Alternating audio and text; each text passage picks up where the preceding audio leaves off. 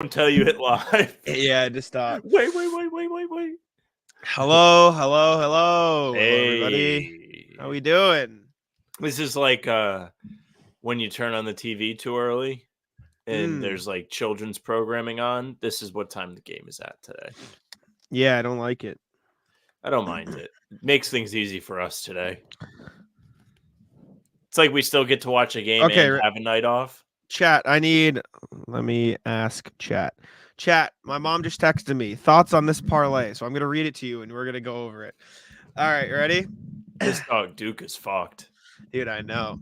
No, it's because we got bonus bets on this thing. So she's using her, her bonus bets. I like that your mom is addicted to gambling.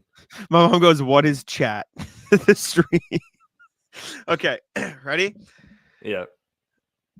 Over. Let me click the fucking picture. Kristaps Porzingis over 19.5. I like it. Who's stopping him? It's the Bleacher Report. Jaylen Brown over 18.5. My thought process is I think the shot volume alone gives you a puncher's chance. He's played the Magic really well over the years too. He had 50 against the Magic, right? Jonathan would like to know if Drew's out. Drew is out. Yes, he did have 50 against the Magic. I think it was a Tatum was out game. Yes, and it was an overtime win. Paolo Banchero over 17.5. I mean, that's just like his average, regardless if he has a good game or not. I feel like that's fine. Tatum over 2.5 threes. Again, volume. Yeah. And then Jaylen over 1.5 assists, which seems likely after last game. So I like Jared, it. Yeah. Who wins in a fight? Bookie Jack or Future Jack? Oof. Bookie Jack. Because you owe him the money. Bookie Jack has to be able to fight. Yeah. Maybe he doesn't have to fight. He just needs to. Yeah. Pull it out. Don't worry about it. Whoa. Bookie Jack. Don't worry about Second Amendment. Bookie Jack is just fucking right wing. Oh man. I need to make my parlay now. I'm an addict. Let's see. Oh, I like the first basket bets. Yeah. Okay. Chat. Who's scoring the first bucket of the game? Playback fix their shit so we can do streams and bet. I know. Chat. Who's scoring the first bucket of the game? It would be the perfect stream day. Maybe not for viewership, but for the most fun. Hey, Dad. It's true. Sure. Yeah. Who's scoring first, though? Help me out. I think it's Porzingis. That's my pick. Okay. I'll rock it. How much do I put on it? What's the odds? Plus 550. I have a $5 bonus bet. Why don't we just throw that on it? Fuck it. Yeah. John says, give me D White first bucket. Fuck, John. I didn't. Sam told me Porzingis. I bet Porzingis. Funny enough, Jaylen Brown has the best odds. I wonder if that's just solely based on him scoring the first basket in the last game. Well, he does attempt the most first quarter shots on the team. Another stat for you. So, Timo, I think you are vastly overestimating how much money that would be so fire if Jack bet 500 and it hit. The absolute crack hit Jack. What is that? Plus 550. So it's 5.5 to 1. You'd make like I think it $2,000. $2,000 plus. Yeah, maybe not. 27.5 is what you make. I think it still works. I mean, Tatum making 3 threes. Like, I don't think JB and KP is like. Also, it's not like Holiday. There's more shots. Yeah. Timo, brother, I wish. I wish. Oh man. Jaylen always scores first anytime he has a bad game the night before. Well, he had a good game. Played well. Yeah. So at his best game. Does that mean we can expect Jaylen does not score at all? All right, I'm gonna make my parlay my favorite mix of chat over unders. Chat, just you can say here. Let me lay it out. Give me any player, whatever. My favorite things to bet are over under points, rebounds, like any of these categories: points, rebounds, assists, or made threes. Those are my favorite ones. So drop your favorite player overs for points, rebounds, assists, or threes, and I'll put it in a parlay, and we'll get something cooking here. Maybe we can do a YouTube party at some point down the line. Today. It's just not short today. notice doesn't work. Yeah, it's more difficult. I think Jack's the same way. If I don't wake up thinking I'm doing it, I'm not doing it. Oh, my dad's in. What is this? KP 20, JB 20, JT 25, JT 8 rebounds, Celtics winner for. I don't hate it. I mean, with all the shots going around, that's not bad. That's actually good odd too. RJ, how many threes for Hauser though? Over under how many? Because I can choose the line here. Wait, can I? I like the Magic spread today. That's just my take. I think this will be close. I think the Celtics fuck around during daytime games. At least traditionally they have. Anytime there's a matinee, they come out kind of flat. I would watch for that. I actually might take Orlando first quarter myself. Good idea, Sam. Time to just turn this show into us just putting bets in on our phone and not talking. Oh, shit. Wait. We fucked up. Shit. What? Oh. Yeah. How many threes is Hauser making though? I know.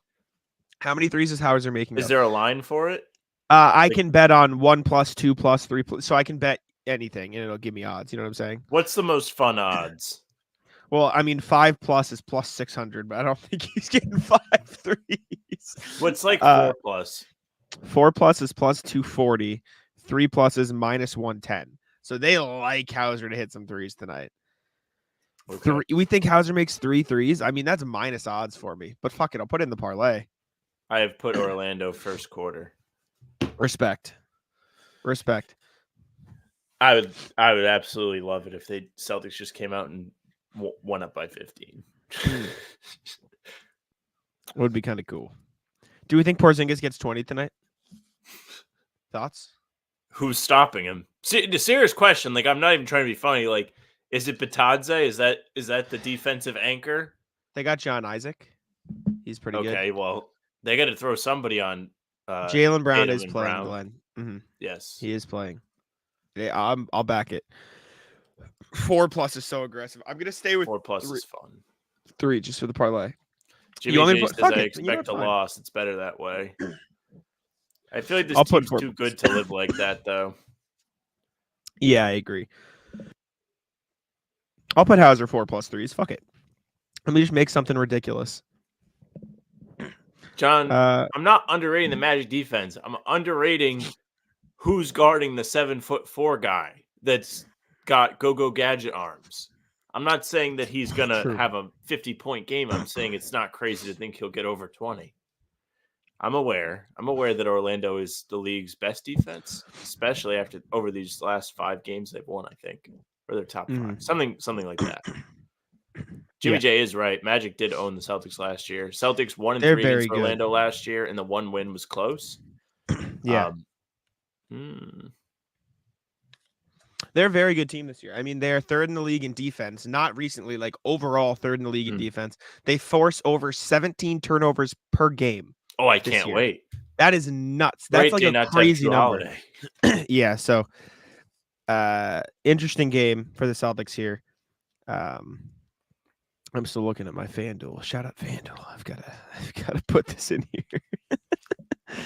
Asher says Cole Anthony masterclass on Kristaps. Defense. You feeling that game? You feeling the Cole Anthony game? No, he means like Cole Anthony is the guy that's going to lock down Kristaps. If Cole Anthony locks up Kristaps, we have a problem. Celtics are what in defense, Jack? John says 2nd? 2. Yeah, maybe 1 actually. I think there might be 1.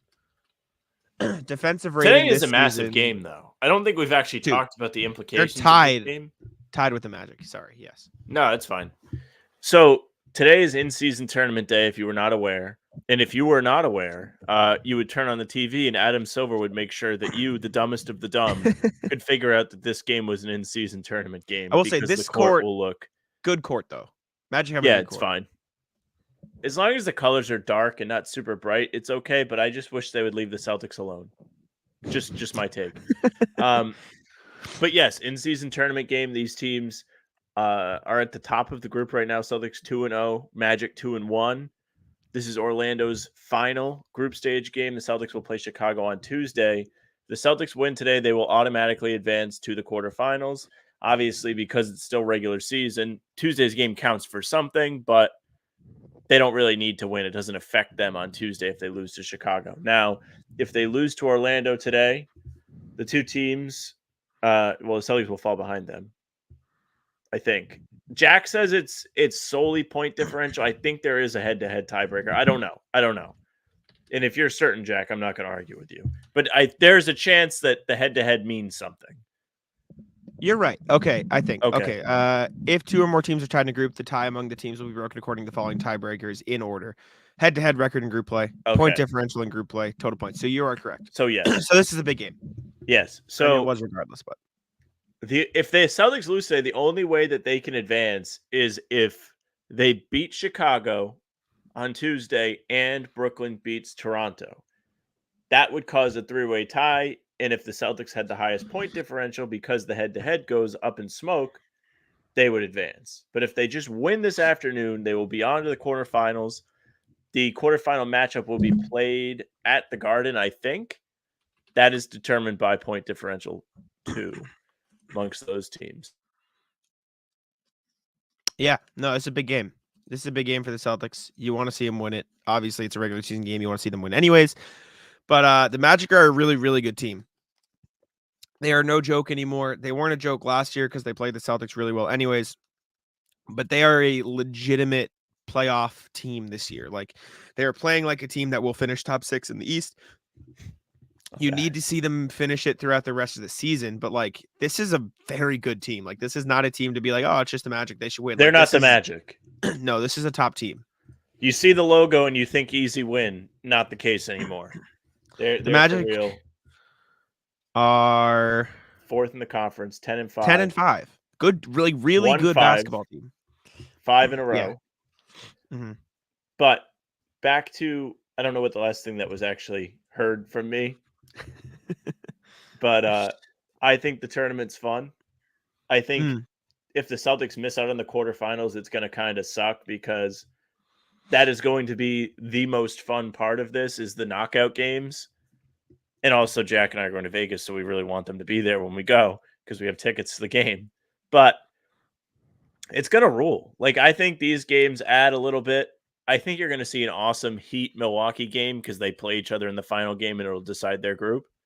You're going to see some fun matchups that have actual implications in November. It's awesome. Yeah. It's going to be a good game. East looking stacked, says Jimmy J. I agree. I mean, if the East is stacked, then the West is a fucking powerhouse. The NBA is just, there's so much talent, dude. There's so many good teams in the NBA right now. Yeah, literally. John says, so over under 17 turnovers for the Celtics then. Since Magic is making a team of so many turnovers, the Celtics are playing sloppy times. You hope it'd be the under, but the Magic are a good defense, man. Have you watched any highlights this year? Have you seen anything on Twitter about the Magic? And I'm going somewhere with this. Jaylen Suggs is fucking awesome. I saw him get thrown to the ground twice by Jokic the other day. That's not what I'm talking about. So let me pull this up. Jaylen Suggs is having a solid season for Denver. For Orlando. He was playing the Lakers, I think it was. I want to find these highlights. Jaylen Suggs plays with Marcus Smart energy. I'll put it that way. The first 2 minutes of the game the other night, I forget what it was or which game exactly it was. He got a steal. And then his team hit a 3, and he's just like, here it is. Kevin O'Connor did it. Suggs is a poor man's Derek White. Don't mean to slight. Yeah, dude, except he can't shoot threes very well. But he's brought it back. This is the first couple minutes of, I forget what game it was, but like this is Jaylen Suggs, man. Like I'm telling you, he plays like Marcus Smart. This is Kevin O'Connor talking about it, but they're going to show the highlights here in a sec. Like, it was the Pacers game. He gets up, tough finish. Down here, he's been attacking very well this year. I mean, he was a top pick for a reason. He's screaming. And then defensively, it was maybe a Lakers game, I think. The first 2 minutes of the game. Yep, here it is. He is behind Pascal. They try to dump it to him. He goes around, swim moves him, gets the steal, dives on the ground, fucking does a flip. Magic go down the other end and hit a 3. This is, again, first 2 minutes of the game. Franz Wagner hits a 3, and this dude's just fucking screaming. He's just fucking ready. That was my reaction when my wife brought out the chicken pot pie last night, actually. Fire. You love it. Yeah. No, but I have seen some sprinkles of the Suggs energy on Twitter. Happy dude. Orlando got a guy that can give them that. I'm happy. Well, for now, I'm happy. Ask me in a couple hours. It's true. But I'm happy for him because he was a top pick and didn't really get a whole lot of success in his rookie season. Yeah. At the start of his career, it wasn't very good. It was like, oh, this guy was a bum. They fucked up taking him. They should have taken somebody He else. struggled. Definitely struggled. Yeah. He's made a little bit of a identity for himself so far this season on a Magic team that's thriving. They've seemingly taken the little step. They're going up the stairs, but they're going two at a time. Mm-hmm. Yeah, no, I agree. I think it's going to be a fun game, and I don't think it's going to be as easy as some Celtics fans are imagining, which could cause some disaster on social media. Could be a problem. I'm just looking at the standings. There are 7 teams with a 10-5 record right now. A lot of teams, 10 wins. Yeah. All right, I'm almost done on my phone, and then I promise I'll be. What are you I'll doing? be done. Still betting? Finishing it up. Well, I was just typing it in because I was talking, and then I was putting it in. Magic starters, yes. Sam, do you want to guess the Magic starters for you? Banchero, Franz, Batadze, Suggs, and Anthony Black. Yes, sir. That is the Magic starting 5. Here you go. This is just a pregame show. Sorry, Glenn. We won't be streaming the game here. That's not Sometimes allowed. We do playbacks. They've blacked out League Pass for now, so we hope to bring it back. Kind of sucks. Yeah. Ryan Hall asking, saw Nemish play in Maine Wednesday. What's the deal? Is he active today? I can double check for you. I believe he's still on assignment in Maine, but I can tell you in 2 seconds. He is not active tonight. He is out on assignment in the G League, as is all the two-way guys, plus Jordan Walsh. And Drew Holiday is out, and Jaylen Brown is available. Magic, for those wondering, are dealing with a couple injuries of their own. Jet Howard, their rookie, is on assignment in the G League. Kevon Harris is out for listed as a coach's decision. That's a tough one. Markelle Fultz is out. Wendell Carter Jr. is out. So those are the injuries for the Magic. Agree, Jimmy J. They definitely should be the Hornets. They sure should. I'll take the Bucks win. If I had to pick one. Yes. I agree. Let me type out the Celtics starting 5 today. White, Derek White, Tatum, Zingis, Al Horford, or Hauser?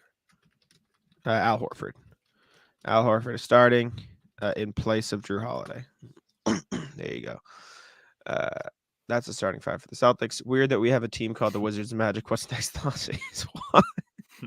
The Las Vegas Harry Potters. That PJ Washington quote was funny. Yeah, I agree. He deserved it. Yeah, Celtics got fucking punked. Losers. But Celtics should not play like bums. Hot take. Yeah, that'd be great. I will say that was the first game this season where I really felt the effort wasn't there. Like every other game, it just felt like the execution wasn't there. That one, they were like slacking. I mean, even against Milwaukee, this team hates a big lead. They dealt with it for a while. They did hold on to the big lead. They kept it at double digits for a lot of that game. But you bet your ass it ended up as a 3-point win. I don't think 3 points before the heave at the end. Yeah, I don't think the problem is their effort levels, though. I think the problem is they don't fight the natural, what's I've never been able to phrase the wording for this well. Thanks, Dad. They haven't been able to fight the natural progression or feeling of we're up by a lot. Let's just hold the lead. And then you go into it like Joe Mazzulla talked about after the last game. I asked him and he's like, you have to fight to be in urgency mode too, because when another team goes down by 10, they are like, they snap into fuck the game plan. We're just going to do anything that happens. And you saw that with the Bucks in the second half. They got more physical, they attacked and they simplified their offensive game plan to Giannis, Dame, get buckets. They were focusing on that. And so the Celtics, meanwhile, are like, oh shit, we got to slow down. The pressure was put on them, and then they started taking, they slowed it down to the point where they were taking bad shots. Joe Mazzulla, after the game, he told me he was like, we have to fight to be in urgency mode as well. Jaylen Brown was like, them going around, the pressure starts to build up, and then some of the shots we're taking don't go in as easy.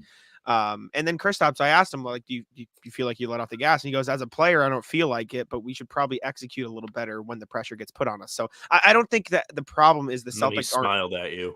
I know. I don't think the problem is the Celtics aren't trying hard enough. I just think they haven't done a good job historically, and you're seeing it a little this year, of acknowledging that they are innately going to feel the desire to slow things down and just play safe rather than continue to do what they've been doing the rest of the game.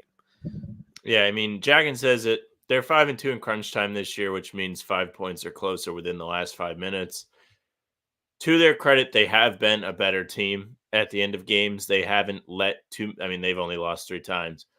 They haven't let games slip away like we've seen in the past. It feels like last year they would be 9-6, maybe. Do you want me to look at their crunch time last year? Well, the numbers are not as bad as you would think, because we looked at this not long ago, and it's like they're like 27-12 or something like that in crunch time. The problem is a lot of those games probably should not have been crunch time games, and I don't know if you can see the direct plus minus in those minutes, but it probably isn't very good. Plus minus in clutch time minutes? Yeah. Let me look. Or the percentages are bad. Like, I don't know. No, I know what you're saying, and I agree. I can't wait for you to be like, yeah, they were plus 15. No, you're correct, and I agree with you, and I understand why you're thinking about that. Celtics in clutch time were 24-13 last year, but they shot 41.8% from the field, 31.9% from three, and they were only a plus 32 despite playing, how many games is that? 30x games, right?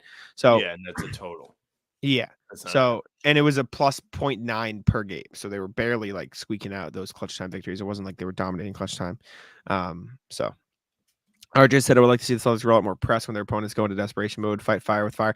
I agree. And I think this is the exact mentality that the Celtics haven't been able to find a lot of these times. Again, I was talking, I'm very intrigued by the whole momentum thing and the whole, and the Celtics inability to, and I'm not going to sit here and say it's easy, right? Because you get into those moments where other teams are playing basically in survival mode, and like these are the best players in the world, right? You look at the last couple games, LaMelo Ball, Dame, and Giannis are like three of the top 30, 40 players in the NBA. Like they are very good at what they do, and so when they decide we desperately need a bucket, we're going to score.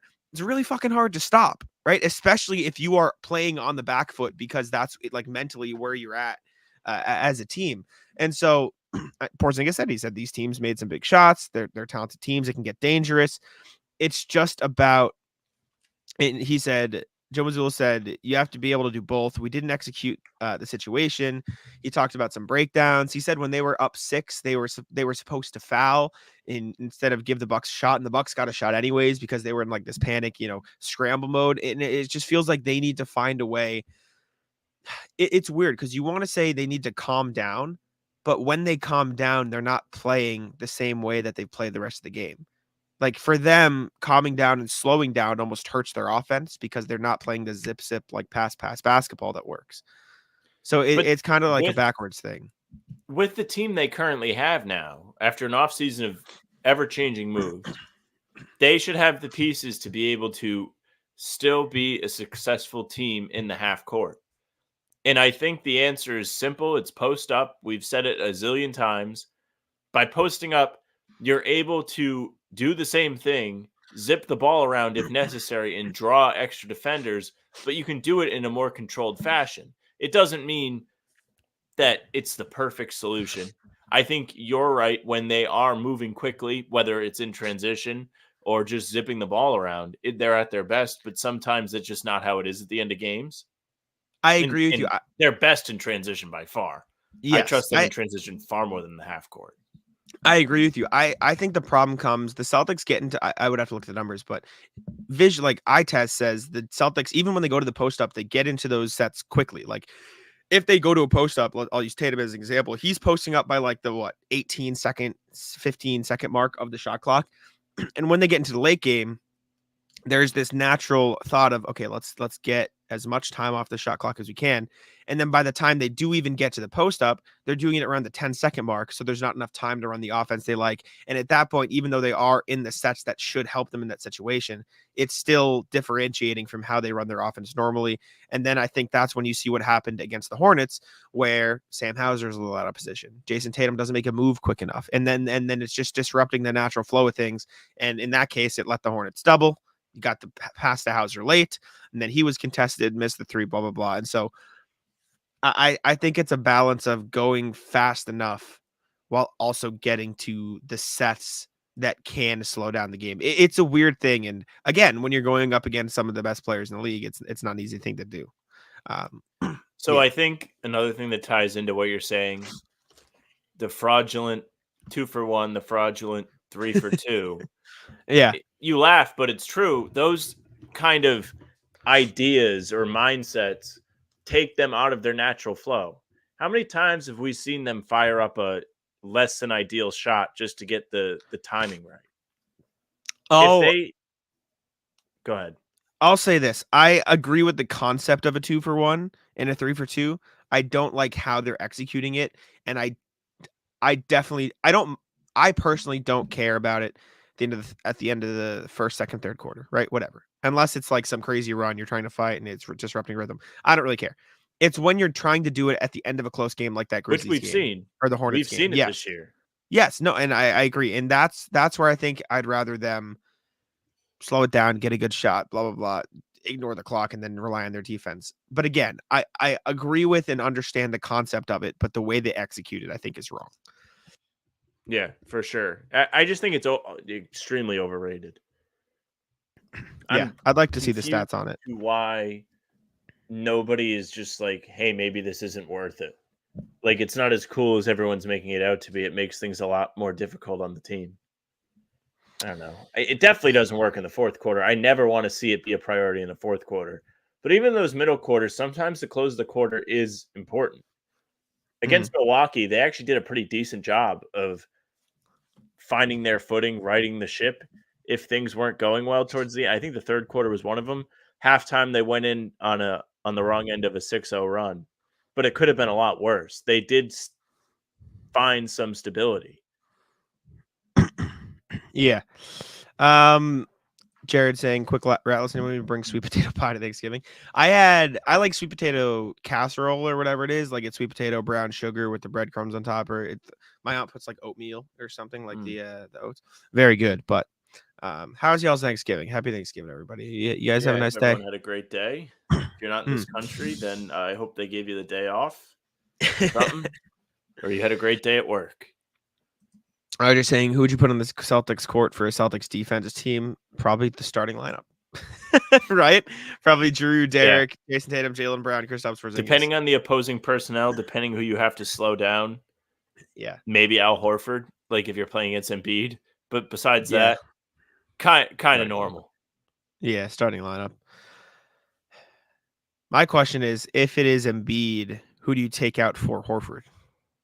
Depends on the day. Depends who's got it, who doesn't. To me, I would say it's one of two. It's Jaylen or it's Kristaps, in my opinion. For a defense team, that's who I'd take out.